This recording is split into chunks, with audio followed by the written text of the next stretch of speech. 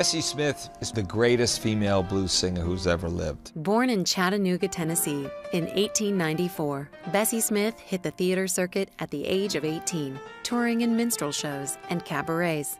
She started her career as a dancer, on the same bill with legendary singer Ma Rainey. Ma Rainey was always known as the ugliest woman in show business, and Bessie was not. Bessie was known as being beautiful. Bessie segued from dancing to singing, and her talents drew large audiences. So she created her own show. Bessie Smith's shows were often extravagant. She had as many as 40 people in the cast. Bessie's show traveled the country, and in many areas of America, segregation was the norm. In some places, there were black rooming houses, theatrical rooming houses, where they stayed. So when Bessie Smith had her own railroad car, that became their home away from home, and they cooked there and they slept there. Bessie's success was enormous for the time, and she was pulling in the unheard-of sum of $2,000 a week. Just the whole idea that Bessie Smith and Ma Rainey were able to make a living at that time. These women were writing their stories, singing them, and making their own money, and they were emancipated women to me. They were the first feminists. Bessie understood the hard-drinking, promiscuous, and violent life she sang about in the blues because she lived it.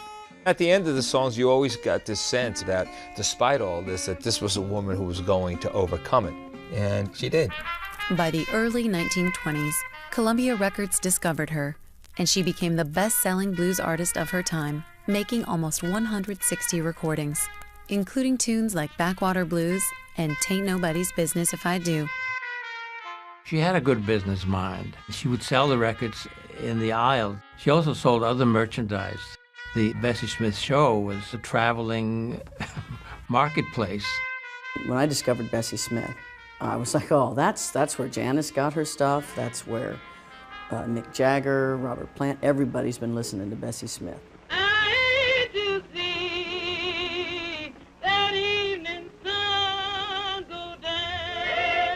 Smith's rich life was cut short by a car crash at the age of 43. Thousands turned out to mourn her, but she lay in an anonymous plot until rock legend and fan Janis Joplin bought her a headstone several decades later. She had a swagger. She had a incredible booming voice. Rock and roll is rhythm and blues, and it came from the blues of Bessie Smith.